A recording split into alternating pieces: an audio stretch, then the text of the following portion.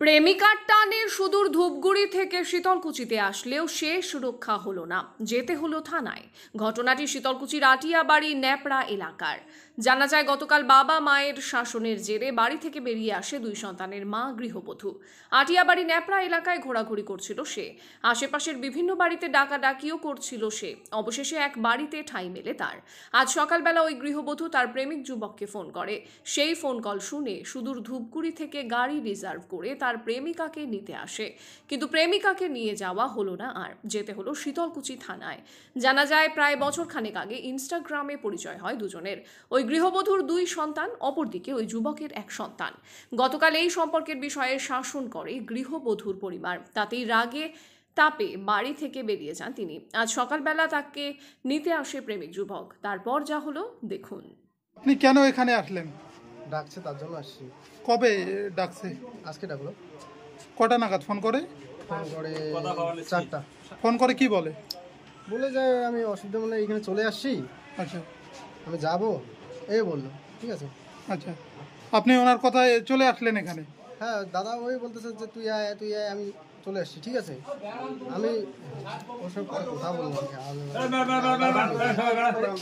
গতকাল কি ঘটেছিল বাড়িতে?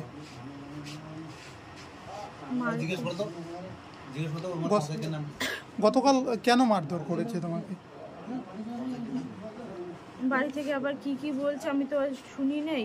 আচ্ছা। ছোট ছান করে দিয়েছে, শোনার পর কি কি বলছে, বলার পরেই বলছে যে আমার বান্ধবী নাকি বলে গেছে যে একদম ও চলে গেছে। বলছে যে একদম ও আমার কথা বলে গেছে যে ও একদম আবার একদম ওর সাথে সংসার করতে পারবে না, এই জন্য আমাকে ধরে মারছে। কে বাবার বাড়িতে মারধর করেছে না স্বামীর বাড়িতে?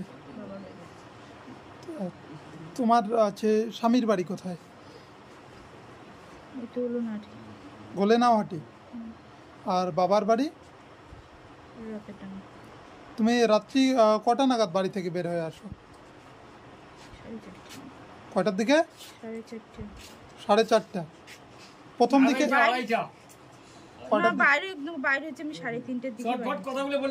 এখানে ঘটেছিল একটা বউ মানুষ, সে ফুলপাত্রী নয়, তাই বিবাহিতা, তার স্বামী আছে, দুটো বাচ্চা আছে।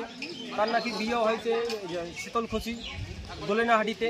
তার বাবার বাড়ি নাকি এখানে আমাদের পাশে পূর্ব শীতলকুচি। মেয়েটা রাত্রিবেলা 4টার দিকে আসলো।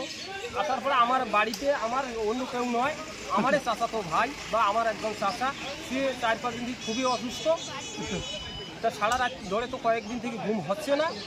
আমার চাচাকে নিয়ে খুবই সবাই চিন্তাতে আসি কখন কী হয়। এই অবস্থায় মেয়েটা আসিয়ে ডাকতেছে, তখন দরজা খুলে বাইরে আমার চাচাতো ভাই তাকে জিজ্ঞেস করে, বলে একটু আশ্রয় একটা মোবাইল দেন, কথা বলতে। না, এখানে হবে না, আপনি অন্য কোথাও চলে যান।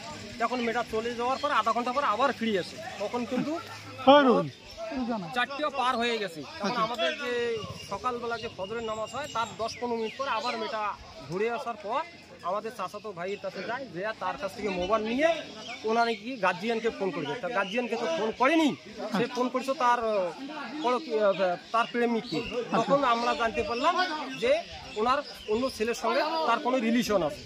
তখন আমি এই মেয়েটাকে জিজ্ঞেস করলাম আপনার বাড়ি কোথায়, সে বললো যে শীতলকুচি, আর ওর পূর্ব শীতলকুচি ওর বাবার বাড়ি। তখন কেন আসলেন? তাহলে আমার বাবা, আমার স্বামী, আমার মামা আমাকে মারধর করতে চাই। কেন মারধর করলো? আপনার নিশ্চয়ই কোনো জায়গায় ইয়ে আছে। তখন বললো যে আমার একটা ছেলের সঙ্গে একটু ফোন করি, সেই আত্মীয়ের সঙ্গে। তারপরে যেটা জানতে হলো, সে ছেলেটা আত্মীয় নয়, সে ওনার প্রেমিক।